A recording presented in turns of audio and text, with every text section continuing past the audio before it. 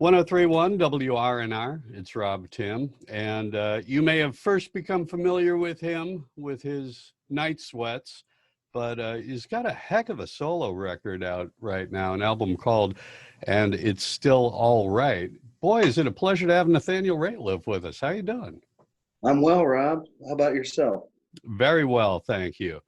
When I first heard this record, and it was a little while before it was released, I thought to myself, this is the same guy, but this is like after the show and maybe in the morning with some coffee, because none of us are always on stage and leading a party. There's a lot more than that one aspect of us. Is that a fairly accurate take?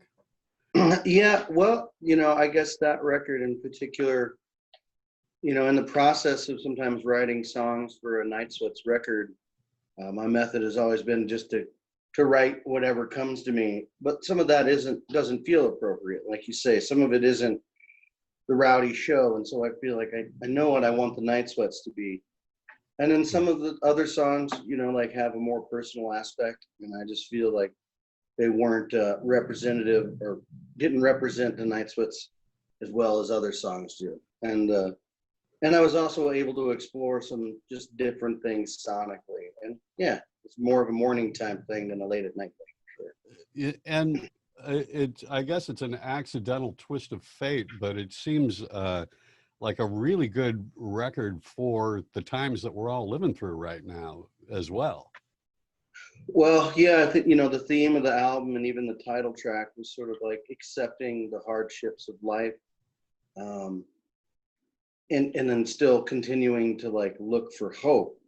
And I didn't realize at the time of writing that would all be put to test. Right. But we were definitely living in times where it doesn't look very hopeful. And so, I'm still trying to push forward like we all are, and not just live our lives, but think that there's got to be a purpose to all of this that's happening, and hopefully great change comes out of it. Yeah, well, from your lips to God's ears. Now, you're at home in Colorado these days? Yeah, I guess that's the other thing. This is my first break in 6 years or more. Right. So just been kind of camping out here, just outside of Denver. And there's worse places to be during these times. Yeah, I could be, stuck in a lot of worse places. Many of us are. Well, listen, getting back to the record, there's so many great tracks on it. One that we've been playing the bejesus out of is Expecting to Lose. What are your thoughts about that song? That was actually one of those songs that could have maybe been a Night Sweat song. But the record, kind of has a more serious theme running through it. And I thought it was kind of nice for me, even as a writer, to try to like write something that I thought was a little funny. Mm-hmm. But then there's still, there's moments in there where I can't tell if I'm making fun of myself or pointing out some of the other things I see in my life through friends I have or lost.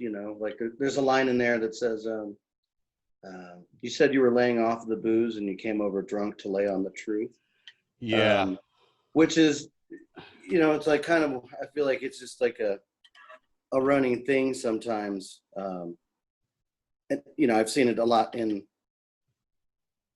wait, did I lose you? Sorry. No, you're still there. Yeah. Yeah, I feel like I've done that myself. I was like, oh no, I'm not drinking. And the next thing, Yeah. like a few drinks in, they're like, let me tell you about this. Like, yeah, oh yeah, yeah. We all know the expert at the end of the bar. Yeah, exactly. And I've got to tell you, you bring up a point about this record as well, and part of the sort of themes of loss on it. I got to tell you, as a guy who's been sober for a really long time, out of necessity. When I first heard SOB, I was a little concerned about you, and you have on that front experienced some real personal loss of someone who was very dear to you. Yeah, and that's what this record is a lot about. That our our producer and my main collaborator, and you know, sort of my long lost twin, Richard Swift, passed away at 41. Right. Just July 3rd, 2 years ago. So, yeah, you know, it was one of those moments where you realize that, you know, he was only a year older than me, and yeah, you know, we're not invincible, you know, and Yeah. I think the life that is surrounded sometimes by music and being creative, you are kind of pushing the limits of just emotionally and sometimes physically being on the edge of things to like try to break through to, you know, the human experience that I don't know, that seems like unreachable, you know. Right. And sometimes that's achieved, and sometimes you lose yourself in it, you know. So, Yeah. yeah. Well, getting back to the album, and it's still all right. There's another track on the record that the video for, you know, we were talking about this being a record sort of almost accidentally, very much of our times, but the video for Time Stands is really makes you pause when you look at it. What are your thoughts on that song?